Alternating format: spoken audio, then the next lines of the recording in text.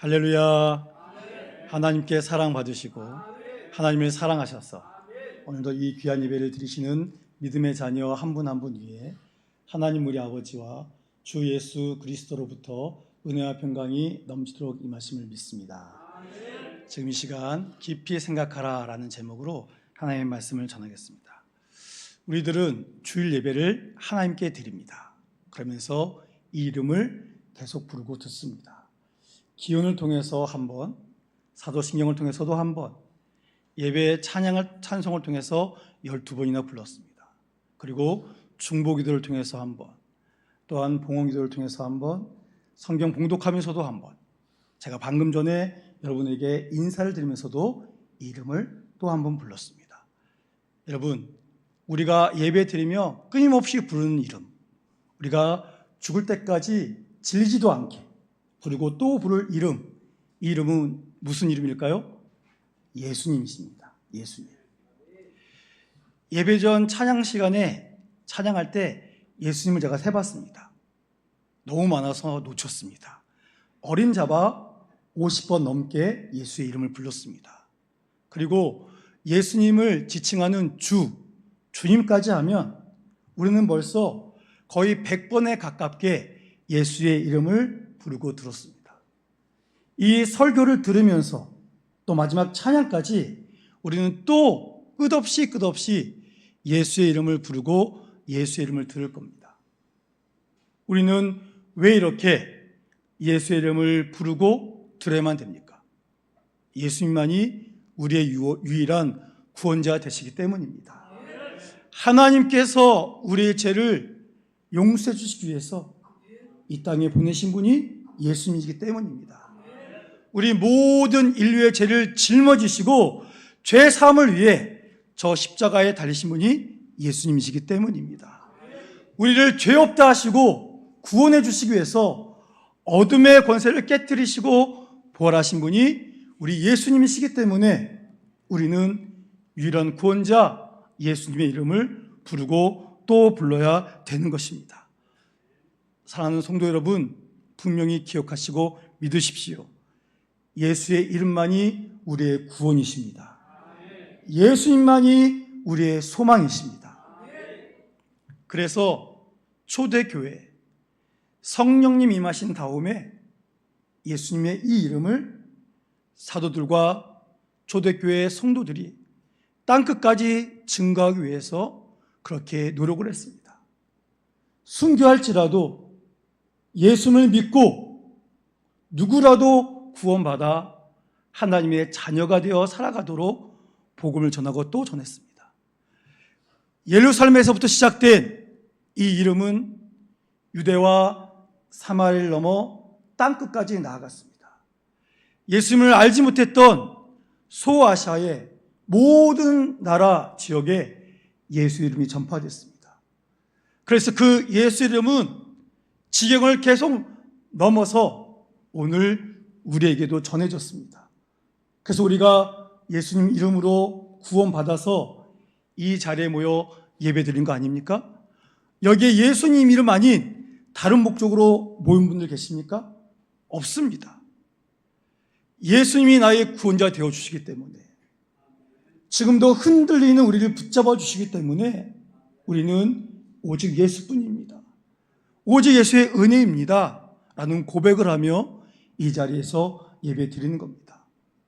그렇게 복음이 능력 있게 예수의 이름으로 땅끝까지 나가고 있었는데 큰 위기의 순간이 찾아왔습니다.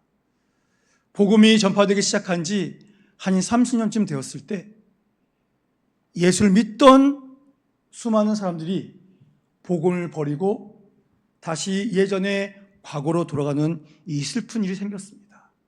왜 그랬을까요? 핍박이 있었기 때문입니다. 당시 세상을 지배하고 있던 나라가 로마인데 로마에는 황제가 있습니다. 그런데 그 황제가 내가 신이다, 나를 믿어라 이야기를 했습니다. 기독교는 예수님만이 자신의 구원자로 고백하기 때문에 황제를 섬길 수가 없습니다. 그래서 우리가 상상할 수 없는 잔인한 방법으로 수없이 많이 기독교를 핍박했습니다. 그뿐만이 아닙니다. 예루살렘에 있던 유대인들이 유대계를 버리고 기독교로 개종한 그리스도인들을 끊임없이 핍박합니다. 유대 사회에서 정상적인 삶을 살지 못하도록 핍박하고 괴롭힙니다. 그래서 그들이 눈물을 머금고 다시 예전으로 돌아가는 일들이 생겨나게 되었습니다. 여기에 더 중요한 것은 그들이 믿음을 지키는데 큰 도움을 주는 사람들이 있었습니다. 그분들은 바로 12명의 사도였습니다. 그런데 이 사도들께서 복음을 증거하다가 한 분, 두 분 순교하며 작별하게 됩니다. 그리고 예수님께서 그들 시대에 다시 오신다는 소망의 말씀을 붙들고 있었는데 30년이나 지났는데도 예수님께서 다시금 재림하실 소망이 보이지 않습니다. 그러자 유대교에서 개종한 그리스도인들은 다시금 과거의 삶이 그들의 삶을 흔들기 시작했습니다. 그들이 예전에 붙잡았던 율법과 성전, 유대교적 신앙으로 돌아가고자 하는 유혹이 그들을 흔들어 버렸습니다. 그래서 하나님께서 흔들리는 그들의 믿음을 붙잡아주기 위해서 이 히브리서를 작성하게 하셨습니다. 그들이 자랑하던 유대교의 가치가 있습니다. 그들이 붙잡고 있는 게 있습니다.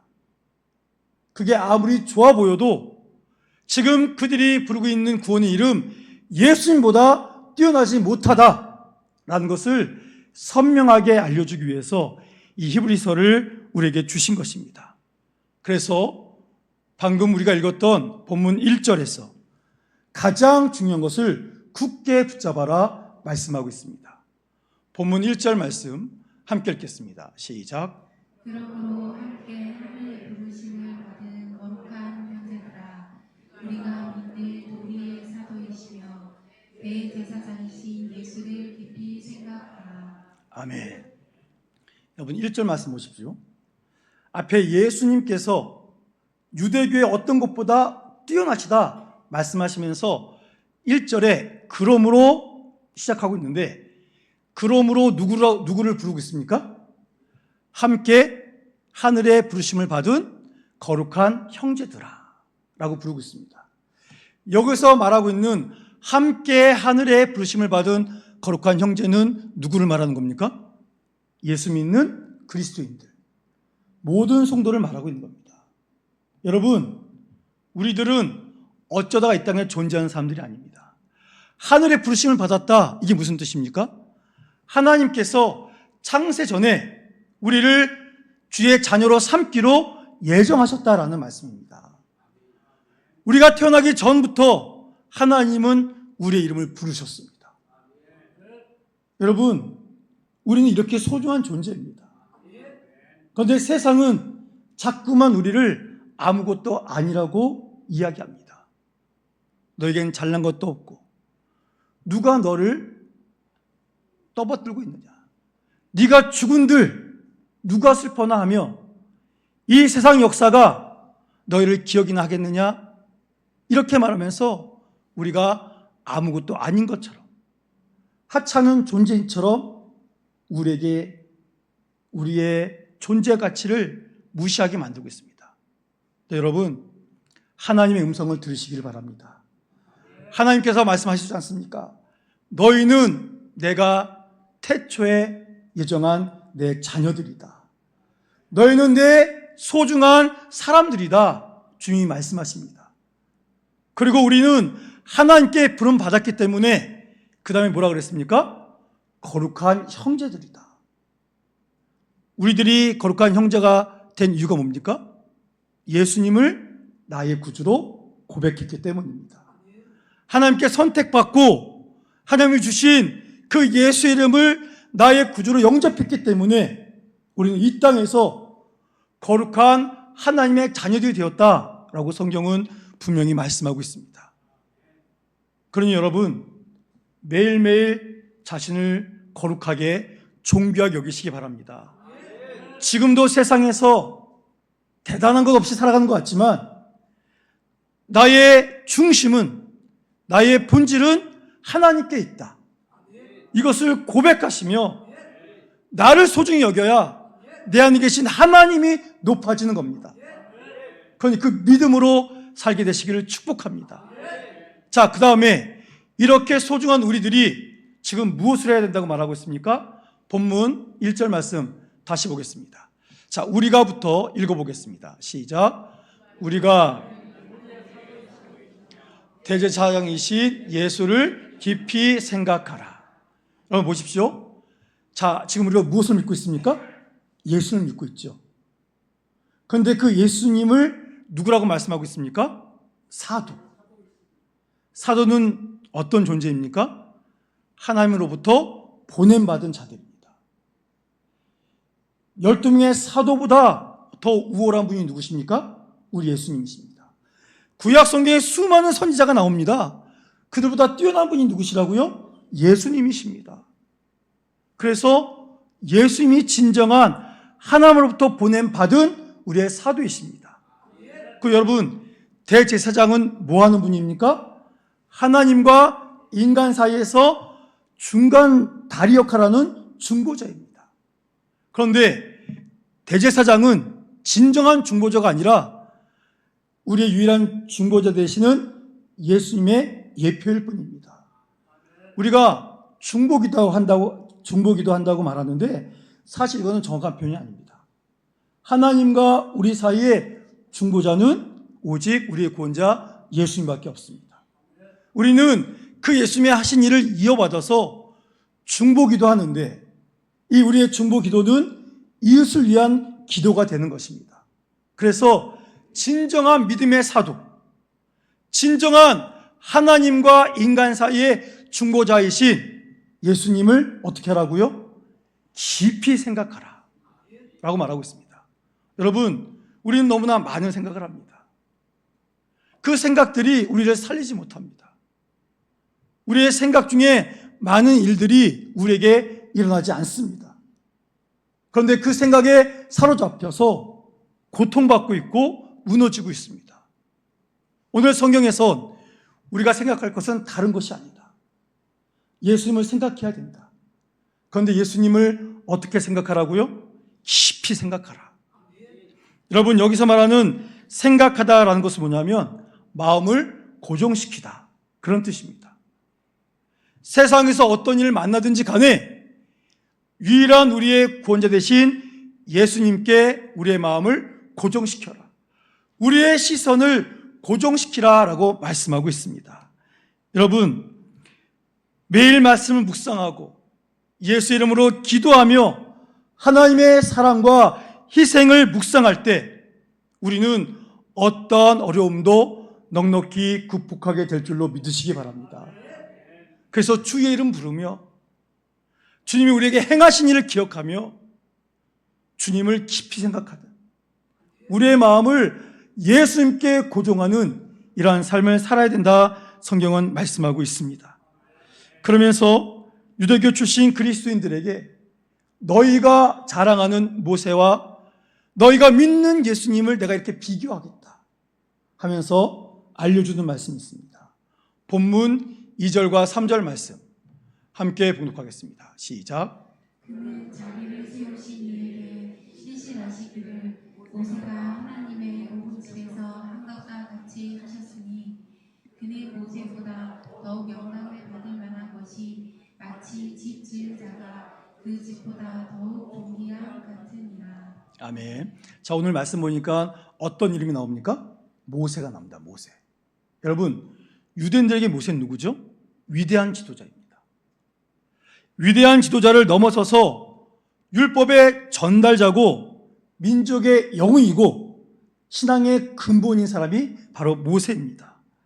모세는 이스라엘 백성을 하나님께 인도하고 하나님이 말씀하신 그 약속의 땅으로 인도하기 위해서 모든 사람들에게 하나님 같은 존재가 되었던 위대한 사람입니다. 그런데 그 모세라고 할지라도 오늘 2절에 있는 것처럼 모세는 하나님의 집을 맡은 청지기일 뿐입니다. 모세는 청지기이고 3절에 뭐라 그랬습니까? 3절에서 예수님은 모세가 돌보는 집을 지키는 그 집의 주인 되는 분이 바로 우리 예수님이시다라고 말씀하고 있습니다. 여러분, 집이 중요합니까? 집을 지은 건축자가 위대합니까? 건축자가 위대하죠.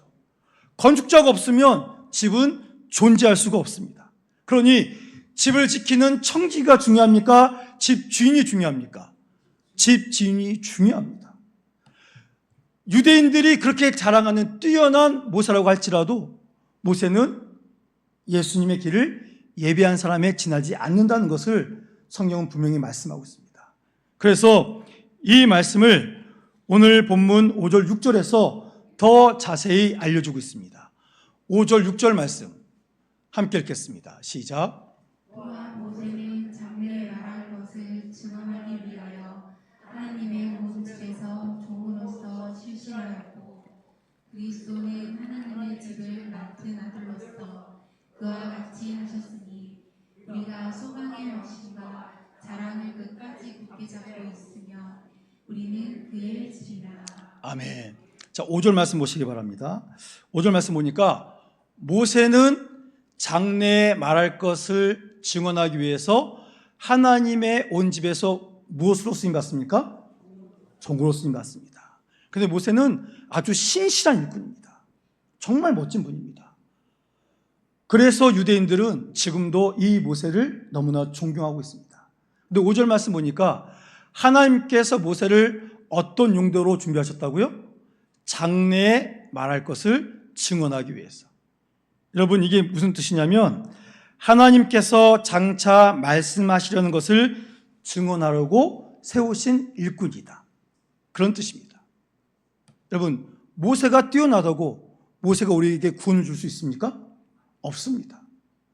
모세는 그의 모든 삶을 통해 우리의 구원자 예수님을 하나님께서 이 땅에 보내신다, 그것을 증언하고 알려주는 성실한 일꾼일 뿐이다, 청지기일 뿐이다 라고 말씀하고 있습니다.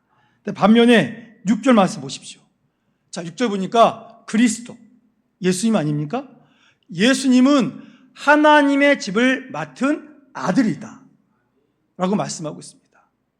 여러분, 예수님이 하나님의 집을 맡은 아들이고 주인이신데 이 주인을 버리고 집을 지키는 청지기에게 돌아가는 게 말이 됩니까?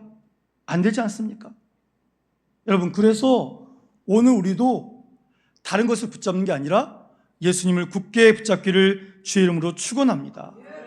여러분, 지금도 세상이 우리를 너무나 흔듭니다.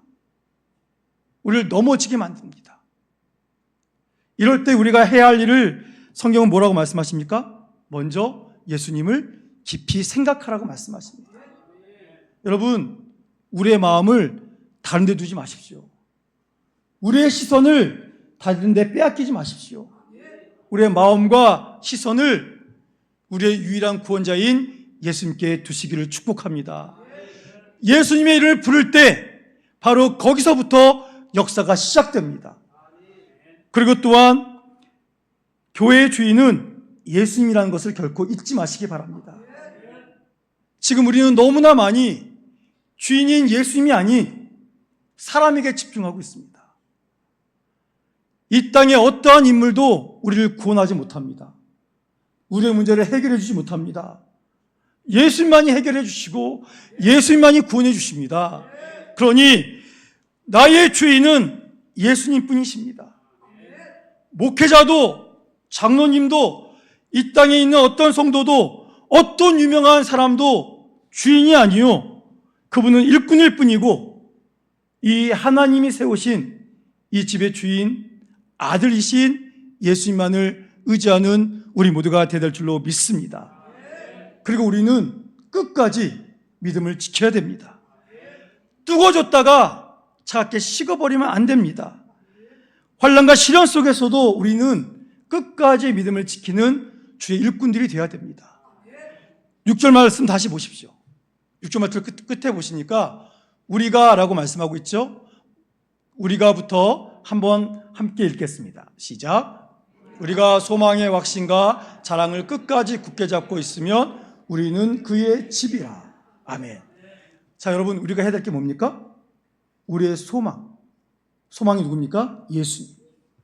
예수님을 굳게 붙잡고 예수님만을 확신하고 예수님만을 자랑하는 이 믿음을 끝까지 잘 감당하면 우리는 뭐가 된다고요? 그의 집이라. 예수님만 굳게 붙잡는 우리 모두가 그의 집, 바로 하나님의 가족이다 라고 말씀하고 있습니다. 사랑하는 성도 여러분, 그러니 그 당시 예수님 믿었다가 수많은 핍박과 환난과 유혹으로 인해서 과거에 어떤 것이 더 뛰어난 것 같아서 돌아가 버렸던 그 사람처럼 되지 마시고, 우리의 마음이 흔들리고 유혹이 찾아올 때 우리는 무엇을 해야 될까요? 의심해야 될까요? 내 과거에 소중했던 어떤 것을 붙잡아야 될까요? 어떤 인물을 붙잡아야 될까요? 아닙니다.